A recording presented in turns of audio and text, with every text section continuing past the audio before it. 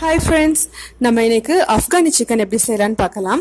அதுக்கு தேவையான பொருட்கள் வந்து சிக்கன், கசூரி மெத்தி, கரம் மசாலா, சாட் மசாலா, உப்பு, மிளகுத்தூள், ஜிஞ்சர் கார்லிக் பேஸ்ட்டு, அப்புறம் ஃப்ரெஷ் க்ரீம், அப்புறம் கட்டி தயிரை அதில் வந்து கேஷ்நட்டையும் அரைச்சி போட்டிருக்கிறேன். அப்புறம் லெமன் ஜூஸ் விட்டு அந்த கட்டி தயிரை நல்லா அடித்து வச்சிருக்கிறேன்.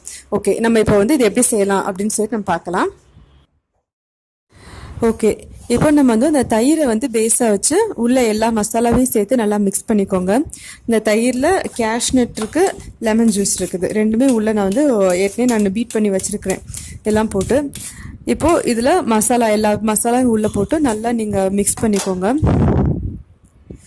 ஆக்சுவலாக இந்த ஆப்கானி சிக்கன் வந்து நான் அதில் ஒரு ஹோட்டலில் வந்து நான் சாப்பிட்டு பார்த்தேன். அது ரொம்ப நல்லாயிருக்கும். அப்படியே நம்ம வாயில் சாப்பிடும்போது அடி மெல்ட் ஆகிற மாதிரி இருக்கும். அப்புறம் நான் வீட்டில் வந்து ட்ரை பண்ணேன், அதே டேஸ்ட் கிடச்சிச்சு. ஆனால் கலர் மட்டும் எனக்கு அந்த கலர் வந்து எக்ஸாக்டான நல்ல கலர் வந்து கிடைக்கல. ஆனால் டேஸ்ட் அதே டேஸ்ட் தான். நீங்கள் வந்து கண்டிப்பாக ட்ரை பண்ணி பாருங்கள். ஹெல்த் கான்ஷியஸ் இருக்கிறவங்க வந்து கொஞ்சம் அதை ரொம்ப அடிக்கடி செய்ய வேண்டாம். ஃபெஸ்டிவல் டைமாக அந்த மாதிரி ஏதாவது ஒரு நல்ல அக்கேஷனுக்கு நீங்கள் செஞ்சுக்கோங்க. இப்போ இதை மிக்ஸ் பண்ணியாச்சு. இப்போது நான் வந்து சிக்கனை வந்து நான் மஞ்சள் தூள் போட்டு கழுவி வச்சுருக்கிறேன். ஏன்னா மஞ்சள் தூள் போட்டால் தான் உங்களுக்கு அதில் வந்து ஒரு ஸ்மெல் வந்து வராது. ஓகே, இப்போ வந்து இதில் நல்லா அந்த தயிர் வந்து உள்ள எல்லா இடத்துலையும் நல்லா போகிற மாதிரி நீங்கள் பிசைஞ்சுக்கோங்க. பிசைஞ்சிட்டு இதை வந்து ஒரு 2 hours 3 hours நீங்கள் வந்து ஊற வச்சிருங்க.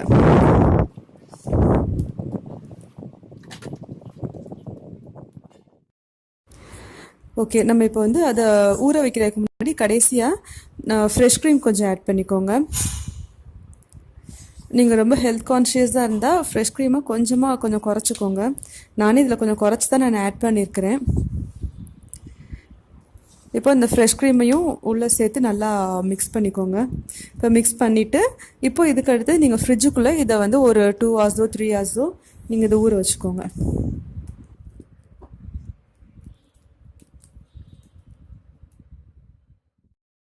ஓகே, இப்போ நான் வந்து ஊற வச்சுட்டேன். இப்போ இதுக்கடுத்து நம்ம நெக்ஸ்ட் ஸ்டெப் நம்ம பார்க்கலாம். இப்போது உங்களுக்கு ஆயில் ஹீட் ஆகிட்டு நீங்கள் இப்போ அந்த சிக்கனை வந்து பொரிங்க. உங்களுக்கு வந்து அந்த நீங்கள் எப்படி சிக்கன் 65 நீங்கள் எப்படி பொரிப்பீங்களோ அதேமாதிரி இந்த பீஸ் மட்டும் எடுத்து பொரிங்க.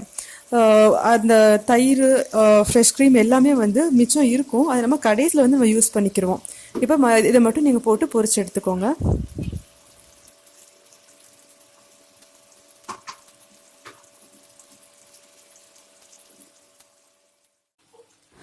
இது ஒரு பக்கமாக வெந்துருச்சு. இப்போ அடுத்த பக்கம் திருப்பி போட்டு வேக வைப்போம்.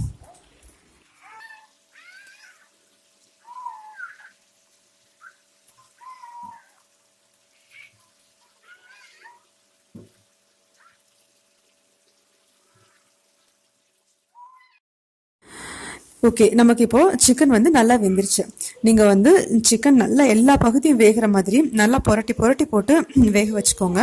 இப்போ வெந்த சிக்கனை நான் தனியாக எடுத்து வச்சிடுறேன். எடுத்து வச்சுட்டு நமக்கு தேவையான அளவு எண்ணெய் மட்டும் இந்த பாத்திரத்தில் இருக்கிற மாதிரி வச்சுட்டு தேவையில்லாத எல்லா எண்ணெயும் நான் இப்போ வடித்து எடுத்துக்கிற போகிறேன்.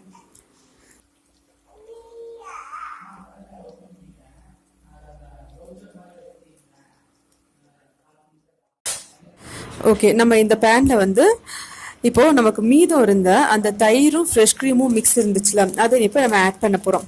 ஆட் பண்ணிவிட்டு அந்த எண்ணெயில் வந்து நல்லா அது சுண்ட வதங்குற மாதிரி நல்லா வதக்கிக்கிட்டே இருங்க.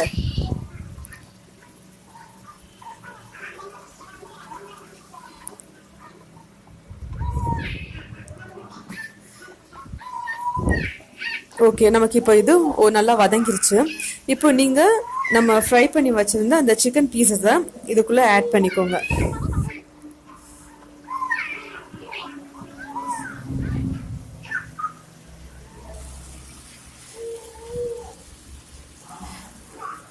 இப்போது இந்த சிக்கன் பீசஸ் எல்லாமே இந்த கிரேவியில் நல்லா கோட் ஆகுற அளவுக்கு நல்லா புரட்டி போட்டு நல்லா கிளறி விடுங்க.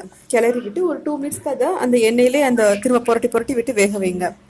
வேக வச்சிங்கன்னா உங்களுக்கு டெலிஷியஸான ஆப்கானி சிக்கன் ரெடி.